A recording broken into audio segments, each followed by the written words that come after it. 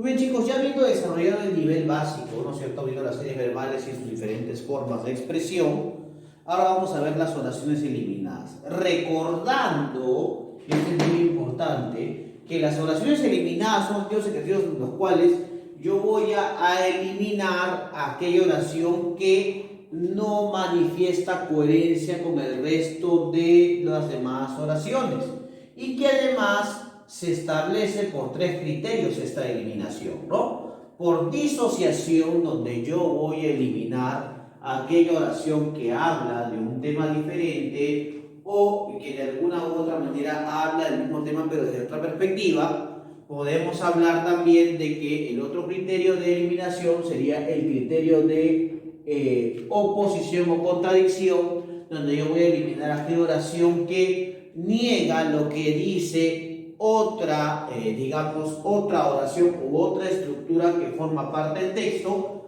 Y finalmente voy a encontrar el criterio de eliminación por redundancia o repetición. En este caso debo entender y saber lo siguiente, que yo voy a eliminar aquella oración, ¿no es cierto?, que además de repetir la información, tenga menor información, ¿correcto? Entonces, de acuerdo a ello, vamos a desarrollar ese tipo de ejercicios, por si acaso, ¿correcto? A ver, profesor, vamos a la pregunta número 9. Dice, primero vamos a colocar la respuesta y luego colocamos el criterio de eliminación, ¿correcto? Dice, periódicamente los fabricantes de automóviles cambian los diseños de sus vehículos. Algunas de las marcas de autos más famosas se caracterizan por sus accesorios muy finos. Dice, hasta hace más de una década, este proceso de cambio en los diseños se hacía manualmente. En nuestros días, en cambio, los nuevos diseños se producen siempre con la ayuda de las computadoras. Dice, ¿no? A este proceso de diseño se le conoce como diseño asistido por computadora. O sea, estamos hablando de cómo los fabricantes de auto cambian sus diseños, ¿no es cierto? Cómo realizan ese trabajo. Ahora, seguimos hablando del tema de diseños de automóviles, pero la número 2 me está hablando de que algunas de las marcas de autos más famosas se caracterizan por sus accesorios muy finos. Pero me está hablando de los accesorios, no me está hablando del diseño y de los cambios. Como habla de un tema diferente, la alternativa correcta sería la B, la 2, y el criterio que voy a emplear sería el criterio de disociación. Profe, ¿por qué? Porque estoy hablando de un tema diferente. Pues, ¿no? La 2 te habla de los accesorios de los automóviles, no te está hablando de los diseños. Entonces, eso es lo diferente, ¿correcto? Hay que saber leer para identificar qué oración vamos a eliminar. La pregunta número 10 es, en los siglos XIX y XX, el conservadurismo defendió el sistema tradicional de la enseñanza. Esa enseñanza abogaba por el verticalismo y el memorismo, así como también fomentaba el individualismo y la sumisión, que en esencia reflejaba la defensa de sus intereses económicos y sociales. En contrapartida del conservadurismo, surge el movimiento progresista que protesta contra los métodos arcaicos. Entonces, ¿de qué estamos hablando? Estamos hablando de la enseñanza, no tan tradicional, tan, ortodoxa, ¿no? Pero lo que ocurre, ¿no es cierto?, es que estamos hablando del conservadurismo que defendía la enseñanza tradicional. Esa enseñanza abogaba por el verticalismo y memorismo, ¿no? O sea, simplemente era como que todos teníamos que hacerle caso al profesor y todo se aprendía de memoria, ¿no es cierto? Así como también fomentaba el individualismo y la sumisión. ¿Qué cosa es enseñanza, no? Que en esencia reflejaba la defensa de los intereses económicos y sociales. En contrapartida al conservadurismo, surge el movimiento progresista que protesta contra los métodos arcaicos. O sea que podemos decir que existe de alguna u otra manera un método de contrapartida, pero eso está hablando de otro tema, no está hablando del conservadurismo. O sea que acá la respuesta correcta sería la alternativa C, sería la 5, y ese criterio sería el criterio de disociación. Profe, ¿por qué? Porque se está hablando de un tema diferente, ¿no es cierto? No estamos hablando de conservadurismo, sino la psicología de él está hablando de, digamos, el movimiento progresista, ¿no es cierto? Ahí está. Dice, pregunta número 11, ¿no? Cada 18 de enero se celebra el nacimiento de José María Arguedas, uno de los más grandes peruanos, ¿no? José María Arguedas fue la figura vertebral de las letras peruanas, ya que su quehacer intelectual literario se relacionó integralmente con la identidad andina, y es que en su literatura se entrecruzan lo testimonial, lo autobiográfico y un referente cultural real. Además, articuló en su literatura un ligerismo de visión exógena, con otro que él mismo propone, pero de visión endógena. ¿Correcto? Entonces estamos hablando de José María Arguedas y su importancia literaria. ¿Correcto? Estamos hablando de Arguedas y de su importancia literaria. En cambio, la oración número 1 está hablando del nacimiento de Arguedas, que se celebra cada 18 de enero. Entonces, esa de alguna u otra manera sería la respuesta.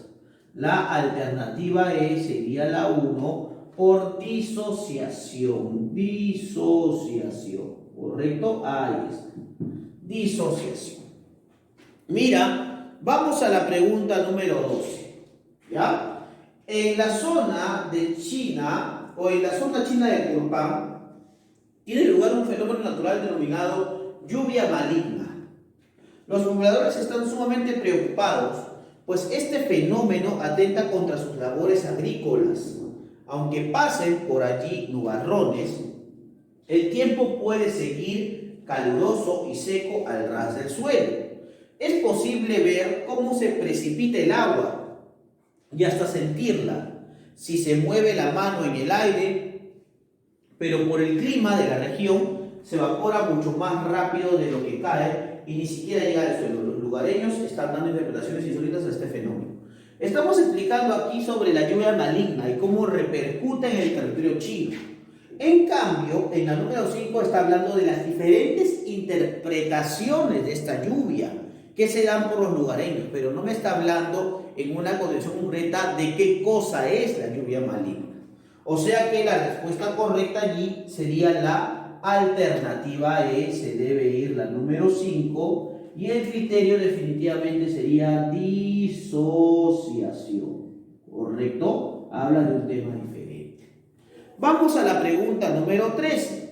La Biblia ha sido un medio de justificación y expansión de colonias para los españoles y el catolicismo. Claro, ¿no? Básicamente como el sometimiento de la religión por parte de los colonizadores, ¿no es cierto? Yo voy a colonizarte porque lo que voy a hacer es enseñarte la verdad de Dios, se supone, ¿no? La verdadera creencia, el verdadero proceso. Ahora dice, el 15 de noviembre de 1532, Atahualpa trata de descifrar ese objeto escrito incomprensible, lo rechaza y da el pretexto a Fray Vicente de Valverde para justificar la conquista. Con esos actos, el trauma militar de la conquista se transforma en un profundo trauma cultural y lingüístico. Los jesuitas fueron los primeros en traducir la Biblia a las lenguas aborígenes con fines evangelizadores. La conquista está ligada por ello también al uso del castellano como instrumento de colonización. Ya, acá hay un problema, no estamos hablando de cómo los españoles empezaron a colonizar a través de la religión a los indígenas. Sin embargo, la número 4 me está hablando de los jesuitas, ya no de los colonizadores. Por eso la respuesta correcta sería la alternativa A, se va a la número 4, y el criterio definitivamente es disociación, ¿correcto? Disociación. Pregunta 14 dice, entre los siglos XIII y I antes de nuestra era, se extiende un periodo conocido como época o cultura helenística. Se trata de un periodo histórico lleno de acontecimientos políticos y sociales. El helenismo se caracteriza por la expansión cultural de lo griego como elemento civilizador, que se difunde por un enorme ámbito geográfico. Alejandro Magno hizo posible la difusión de la forma de vida doméstica de los griegos.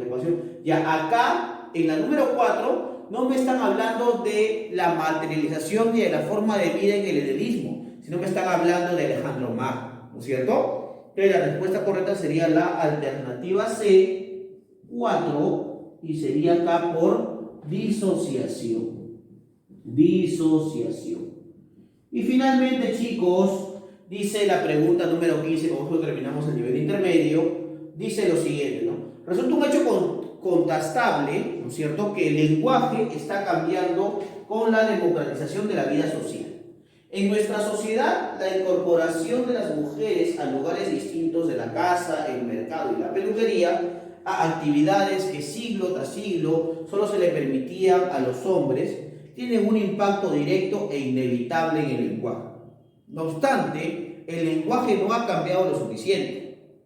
Todavía se sigue discriminando a la mujer con términos que en femenino resultan peyorativos. El lenguaje se amolda a una nueva institución, se enriquece con ese avance social y esto se manifiesta, por ejemplo, en la inclusión en el uso de femeninos singulares. Hace 10 años decir abogada, profesora, doctora, presidenta, ministra, jueza, catedrática, investigadora, constituye una extravagancia o una ridiculez, ¿no? Mira cómo ha cambiado todo eso, ¿no?